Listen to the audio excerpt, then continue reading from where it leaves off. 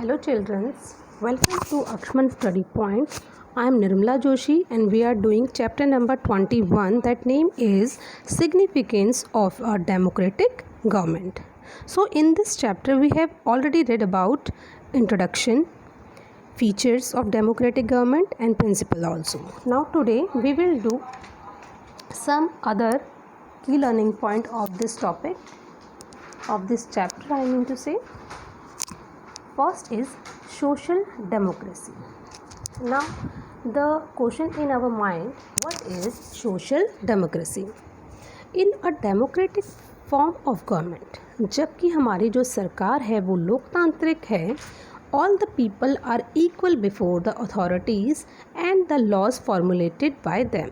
तो सभी लोग हमारी अथॉरिटीज़ के लिए इक्वल हैं, ओके और जितने भी लॉ हैं वो सभी के लिए एक समान है, सभी के लिए बराबर हैं. One of the example through which a democratic government showcases its features is the universal adult franchise. अब वन ऑफ द एग्जाम्पल जिसमें से सबसे ज़्यादा जो एक एग्जाम्पल हम बोलते हैं वो क्या है, यूनिवर्सल एडल्ट फ्रेंचाइज, जो मैं आपको पहले भी वीडियो में बता चुकी थी. That means that ensure an equal right to vote to every citizen aged 18 and above of the country. It means क्या है कि 18 साल से ऊपर का व्यक्ति और 18 साल का जो व्यक्ति है वो वोट देने का पूरा अधिकार रखता है. It is the meaning of universal adult franchise. When the people have the right to elect their own people, जब लोगों को अपने द्वारा प्रतिनिधि चुने जाने का अधिकार है, it automatically solidify their dignity. तो वो अपने आप ही बता देता है कि उसकी गरिमा कितनी महत्वपूर्ण है. Make them socially aware and allow them to have an opinion about the government. अब उसे सामाजिक जागरूकता उसके अंदर होनी चाहिए, साथ ही साथ उसे सरकार के फैसलों में अपना विचार प्रदान करने का भी पूरा अधिकार होता है. It also makes sure that no discrimination is held on the basis of people's caste, color, religion, sex, age, etc. अब इससे सभी व्यक्तियों, जब हमने बोला कि सभी व्यक्तियों को समानता का अधिकार है, तो इट मेक श्योर ऑल्सो कि किसी के साथ भी किसी भी तरह का कोई भेदभाव ना हो, चाहे वो कोई रंग भेद नीति हो या फिर कोई कास्ट नीति हो या किसी भी धर्म से लेकर या फिर किसी मेल फीमेल से लेकर या फिर किसी भी एज से रिगार्डिंग कोई भी भेदभाव किसी के साथ नहीं होना चाहिए. This is how a democratic government guarantees social and political democracy. यही वो सारी चीज़ें हैं जो एक लोकतांत्रिक सरकार हमें गारंटी देती है सामाजिक और राजनीतिक लोकतंत्र बनाने में. ओके, अब हमारे पास नेक्स्ट आता है basis of inequality. Despite of all the efforts a democratic, अब सभी एफर्ट डेमोक्रेटिक जहाँ पर हैं, government puts into making sure that no discrimination, जहाँ पर कि सरकार हमें विश्वास दिलाती है कि हमारे साथ किसी भी तरह का भेदभाव नहीं किया जाएगा समाज में. There are still some factors, लेकिन फिर भी इसके बावजूद कुछ ऐसे कारक होते हैं दैट एनकरेजेस इट, जो ऐसा करते हैं, मीन्स समाज में भेदभाव की नीति को बनाए रखते हैं. जबकि हमारे कॉन्स्टिट्यूशन में बोला गया है कि किसी भी व्यक्ति के साथ किसी भी तरह का कोई भेदभाव नहीं होगा, चाहे वो किसी भी धर्म का हो, किसी भी रिलीजन्स मीन्स किसी भी रिलीजन से बिलोंग करता हो, किसी भी कास्ट का हो, किसी भी सेक्स से रिलेट करता हो या फिर किसी भी कलर कास्ट, मीन्स कोई भी रंग भेद निधि जो है यहाँ पर एप्लीकेबल नहीं होती, ऐसा हमारे कॉन्स्टिट्यूशन में बोला गया है. चाहे लड़का हो, लड़की हो, किसी भी धर्म का हो, कोई भी रंग हो, सभी को समाज में समान रूप से जीने का अधिकार है. लेकिन फिर भी इसके अलावा despite of all the efforts, इतने सब कुछ बोलने के बाद भी इसमें ये बताया गया है, हमारे जब कॉन्स्टिट्यूशन में सारी चीज़ें हैं, इसके बावजूद भी हमारे सोसाइटी में कई बार भेदभाव वाले फैक्टर्स होते हैं. कुछ उन लोगों के द्वारा जो इसे क्या करते हैं, एनकरेज, बढ़ावा देते हैं। Given below are some examples which shows inequality on the basis of caste and religion respectively। अब नीचे आपको एक पैसेज दिया हुआ बच्चों आप सभी की बुक में, वो सभी ने सेपरेटली एंड सेल्फ रीडिंग करनी है उसकी, जो एक एग्जाम्पल आपको दिया गया है।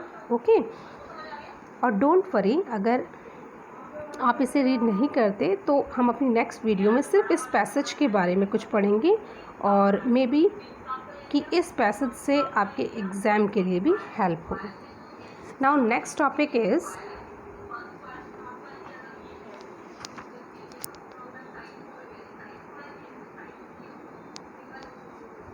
Ayodhya dispute.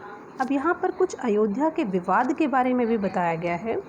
Another basis of inequality comes into play, कह रहे हैं कुछ और जो बेसिस हैं इनइक्वालिटी के कम्स इनटू प्ले, वो बताए गए हैं और हुए हैं when people with uncommon differences, जब लोगों के साथ कुछ अनकॉमन डिफरेंस रखा गया।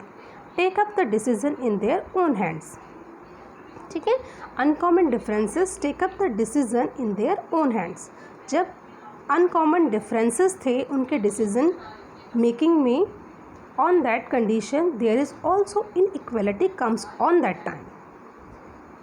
The Ayodhya dispute is one such example, जो अयोध्या का डिस्प्यूट है वो इसका एक बहुत बड़ा एग्जाम्पल है, where the people of Hindu and Muslim communities are having a disagreement till date regarding a plot of land in the city of Ayodhya.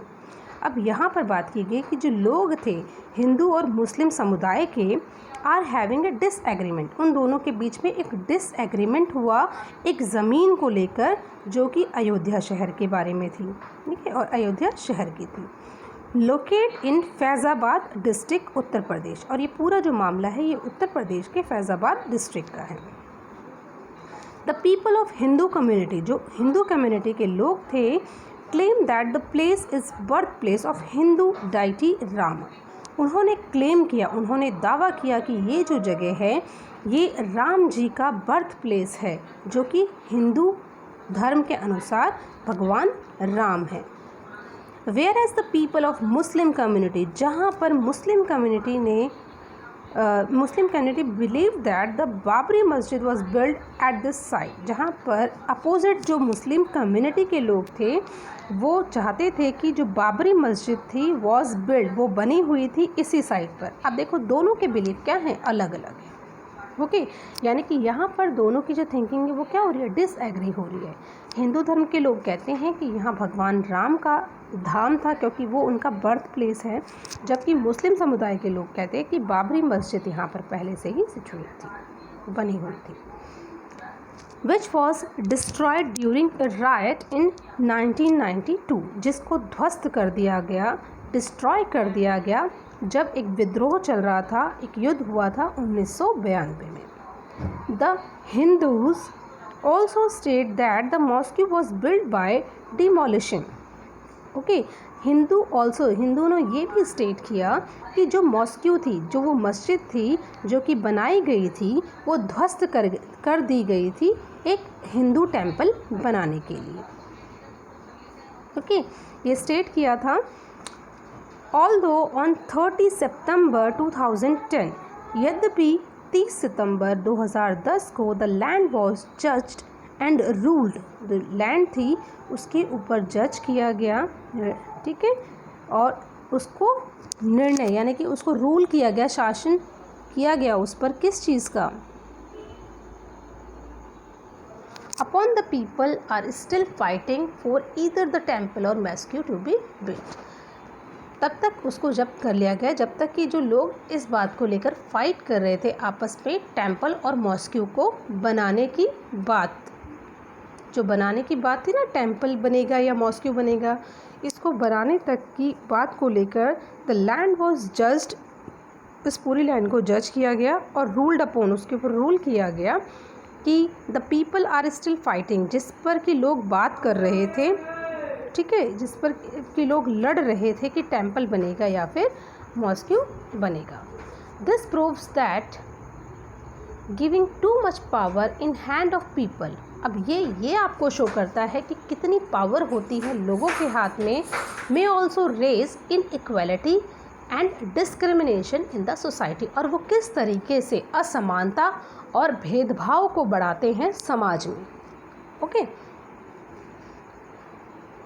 Now our next topic is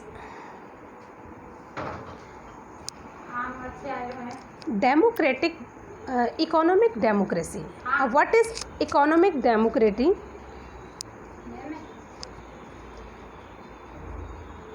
in additional to all the features that a democratic government offers, ये कहते हैं कि पहले से ही सरकार ने कुछ democratic features दिए हुए हैं, जैसे कि फ्लेक्सिबिलिटी है हमारे लॉ में। ओके, आपको पता ही है बहुत सारी चीज़ें इसके अलावा भी हैं कि इनइक्वालिटी नहीं होगी किसी के साथ, इक्वालिटी सभी को मिलेगी। ओके, तो जीवन जीने का अधिकार सभी को है, राइट टू लाइफ और right to be live. It also provide the right to economic growth, और यहाँ तक कि हमें इकोनॉमिक ग्रोथ का राइट भी दिया गया है। दिस बेसिकली मीन्स, जिसका मतलब है सामान्य भाषा में, that every citizen in the country has a right to gain employment. Okay, इसका मतलब क्या है कि जितने भी सिटीज़न हैं हमारी कंट्री में, सभी को एम्प्लॉयमेंट, यानी कि सभी के पास एम्प्लॉयमेंट होना चाहिए, सभी को अधिकार होना चाहिए एम्प्लॉयमेंट प्राप्त करने का, so that they can settle and build their own livelihood, जिसके द्वारा वो खुद से अपने सेटल्ड, मतलब यहाँ पर जो बात की गई इसका मतलब ये है लोगों के पास अपने एम्प्लॉयमेंट के साधन भी होने चाहिए, जिससे कि वो अपने जीवन जीने के तरीके को कंटिन्यू कर पाएँ या अपनी सुविधापूर्ण ज़िंदगी को जी पाएँ। This also does not mean, इसका मतलब ये नहीं है that the every person is capable to learn all the government has to offer.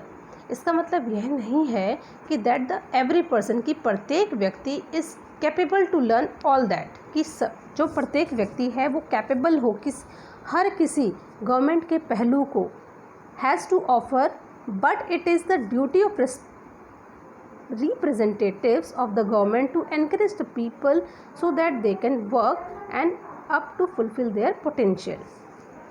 अब देखिए, इसमें ये बोला गया है एम्प्लॉयमेंट को पूरा बढ़ावा दिया गया है कि प्रत्येक व्यक्ति को अपने अनुसार जीवन जीने का अधिकार है, जिसके लिए क्या है, उसको इकोनॉमिक ग्रोथ का भी राइट दिया गया है। इकोनॉमिक ग्रोथ का राइट का मतलब ये है कि प्रत्येक व्यक्ति हर चीज़ें नहीं सीख सकता है, प्रत्येक व्यक्ति अपनी अपनी अलग अलग फील्ड में अलग अलग उच्च अधिकारिता को प्राप्त करता है, या सबकी कैपेबिलिटी जो है वो अलग अलग होती है। जो सरकार क्या है, जो रिप्रेजेंटेटिव होते हैं सरकार के, तो उन्हें लोगों को एनकरेज करना चाहिए उस चीज़ के लिए, ताकि वो अपनी जो नीड है उनको फुलफ़िल कर पाएँ। Economic democracy again ensure the people, जो इकोनॉमिक डेमोक्रेसी होती है वो ये भी विश्वास दिलाती है लोगों को their chance at equal participation, कि उनका पूरा योगदान होना चाहिए, एंड ह्यूमन डिग्निटी, और उनकी गरिमा को किसी भी तरह की कोई ठेस नहीं पहुंचनी चाहिए। Okay, that's it for today. Now your chapter has been completed. If you have any kind of query, then you can write your question on comment box if you have. Okay, तो आज आपका chapter complete हो चुका है, and thanks for watching.